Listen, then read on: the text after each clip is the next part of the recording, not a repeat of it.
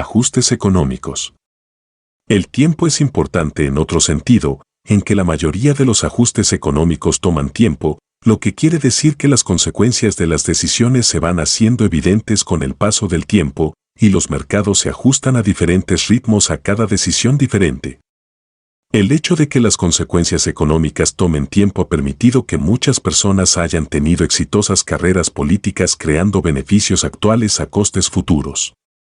Los planes de pensión financiados por el gobierno son tal vez el ejemplo más clásico, ya que un gran número de votantes estará encantado de poder acogerse a un programa de pensiones provistos por el gobierno, mientras que solo unos pocos economistas y actuarios harán notar que no existe una cantidad de riqueza suficiente para ser apartada para cubrir estos beneficios prometidos, y pasarán décadas antes de que los hechos den la razón a los economistas y actuarios.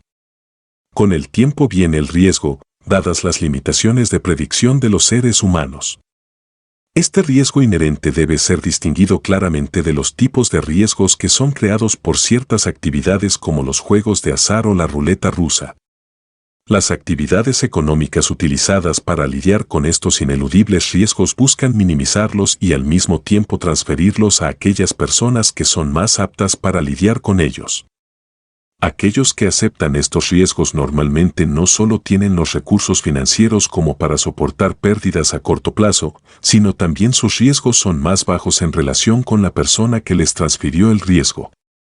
Un especulador de materias primas puede reducir sus riesgos en líneas generales al tomar parte en una serie de actividades arriesgadas más amplias que las de un agricultor, por ejemplo.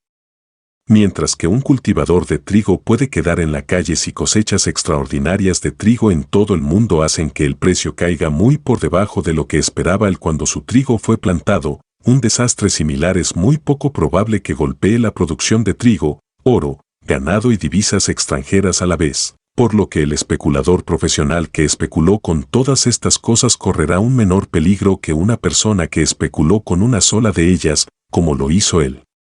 Cultivador de trigo.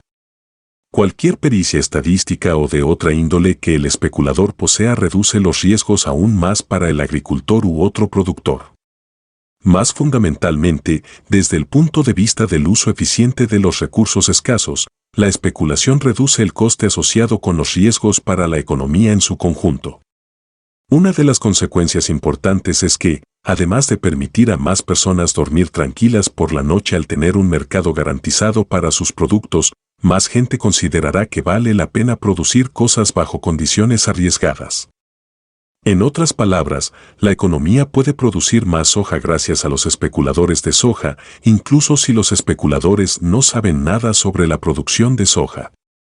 Es particularmente importante comprender cómo se entrelazan los intereses mutuos de los diferentes grupos económicos, el agricultor y el especulador son solo un ejemplo, y sobre todo, los efectos que estas relaciones tienen sobre la economía en su conjunto, ya que estas son cosas que muchas veces son ignoradas o distorsionadas en la prensa para hacer énfasis en los conflictos, que es lo que vende periódicos y produce audiencias más grandes para los informativos de la televisión.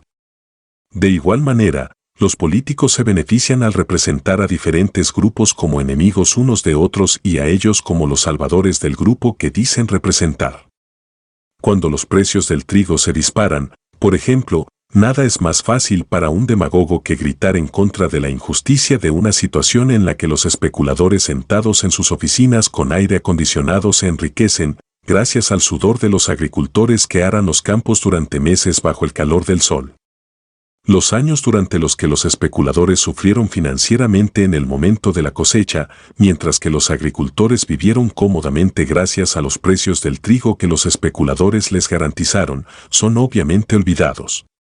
De igual manera, cuando una inminente o esperada escasez hace que los precios se disparen, muchas veces la prensa y los políticos expresan su indignación sobre los altos precios al por menor, que están siendo cobrados por cosas que los vendedores compraron de sus proveedores cuando los precios eran más bajos. Lo que las cosas cuestan bajo condiciones anteriores es historia, lo que la oferta y la demanda generan hoy en día es pura economía. Durante la primera fase de la Guerra del Golfo Pérsico de 1991, por ejemplo, los precios del petróleo aumentaron súbitamente en todo el mundo, como anticipación a la interrupción de las exportaciones de petróleo desde el Oriente Medio, debido a la inminente acción militar en la región. Un especulador incluso había alquilado un buque petrolero y lo había llenado de petróleo comprado en Venezuela para enviarlo a Estados Unidos. Sin embargo, antes de que el buque petrolero llegase a un puerto estadounidense, la guerra del Golfo había terminado, antes de lo que cualquier persona esperaba, y los precios del petróleo bajaron, haciendo que el especulador no pudiera vender su petróleo a un precio lo suficientemente alto como para que le permitiera recuperar sus costes. Aquí también, lo que había pagado en el pasado era historia y lo que ahora podía obtener era producto de la economía.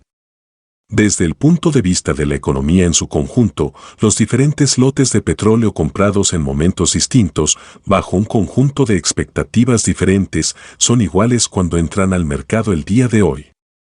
No hay razón alguna por la que deban tener precios diferentes cuando el objetivo es el de asignar recursos escasos en la forma más eficiente posible.